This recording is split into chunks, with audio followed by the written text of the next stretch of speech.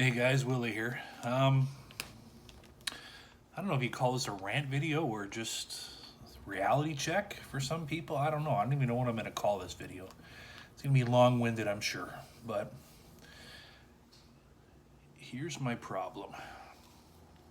I talk to, I do my emergency home preparedness courses quite often, and I have a big pool of people that are preppers for the most part, and I talk to them on a regular basis, semi regular basis, some of them, and whatever. The reality is that when you're prepping, 99.99% of you are going to be staying home, bugging in. You know, you're not 19, you're not 20 years old anymore. When I was, and oh, I'm just going to throw on a backpack and I can hike out of the city and I'll live in the wilderness and blah, blah, blah, blah, blah, blah. I had the gear for that. I had the skill for that. I grew up doing that. I can pretty much walk into any boreal forest and do all right. But most of you can't. A lot of people that I know spend all this time, gotta buy this gear, gotta buy that gear, gotta buy this gear, gotta buy that gear to be at home because you know what? It's a it's a prepping item. But A, they don't know how to use it. B, they end up buying so much they don't know where everything is half the time. If you can't get to your piece of gear in under, we'll say, a minute and a half, 2 minutes when you need it, it's not worth having.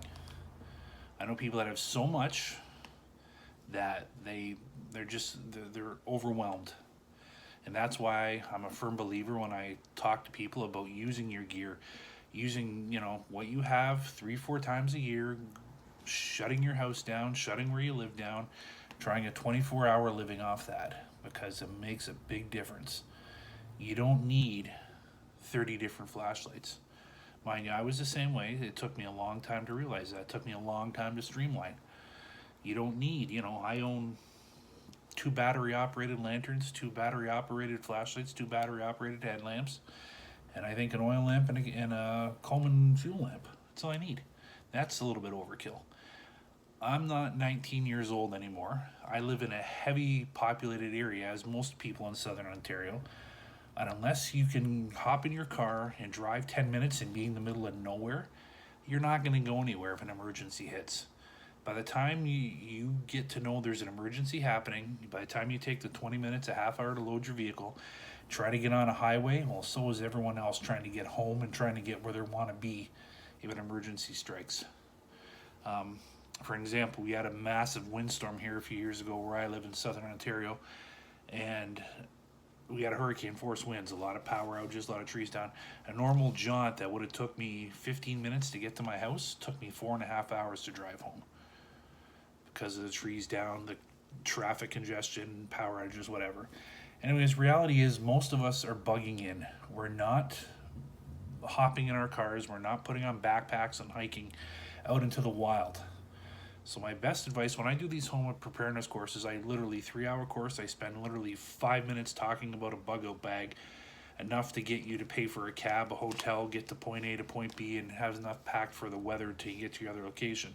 The rest of the time is all about prepping in, securing your house, how to make it better secure, what to look for, how to use the things in your house like you wouldn't think of how to use them, and whatever. It's very little time is spent on bugging out because the reality is most of us are not physically able to bug out anymore. Most of us don't know how to bug out despite buying all this gear.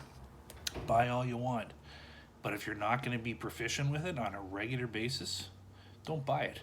I know people that they'll buy little foldable wood stoves for out in the wilderness that to cook off of. Yet they've never really been out in the wilderness. What are you gonna cook? You got the wood stove, but you're not gonna carry a month's worth of food. Right? What are you gonna catch? Are you gonna catch something to eat? How are you gonna do that? You gonna fish? How are you gonna do that? It's just not reality buying. It's okay if you want to stock up on food in your house. Great, the more the merrier. You want to stock up on water, more the merrier. You want to stock up on personal hygiene, toilet paper and soap and toothbrush, more the merrier. That's smart thinking. Look at when the pandemic happened. That's a smart form of prepping.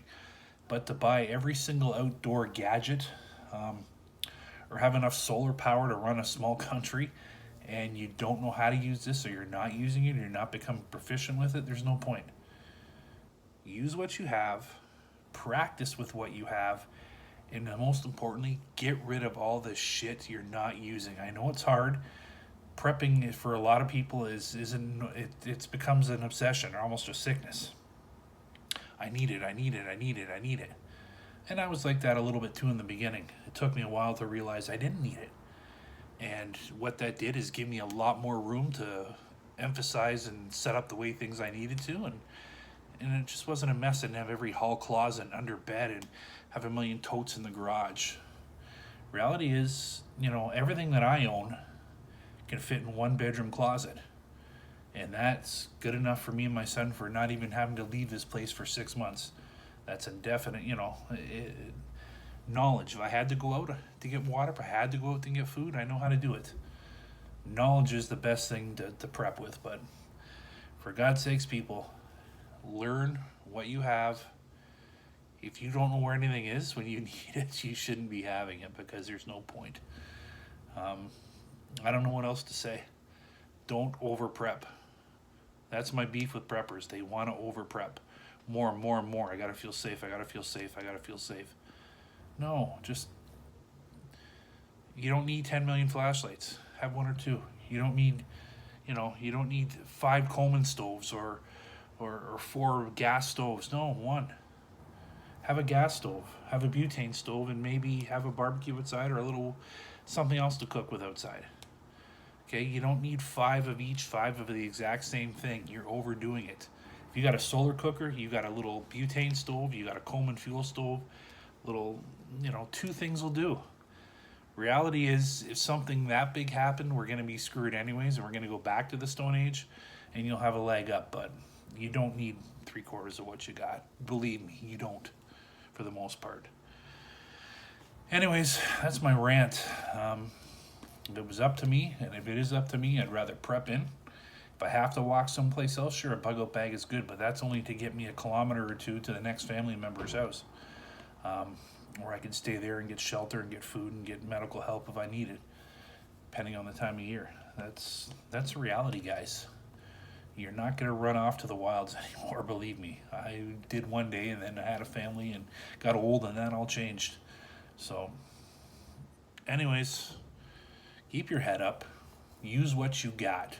Practice, practice, practice. No excuses. Practice. You don't practice, there's no point in having anything. And remember, it's not a question if the shit's going to hit the fan. It's a question of when. So always be prepared. Just not too prepared.